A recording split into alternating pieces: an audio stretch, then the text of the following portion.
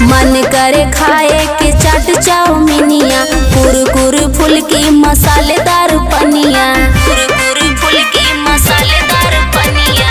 मन करे खाए के चाट चाउमीनिया, कुरकुर फुल्की मसालेदार पनिया।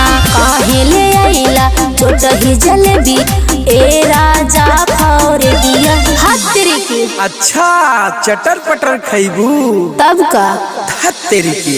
सब फरमाइश पूरा करीला तबो तू रूठेलु धनिया।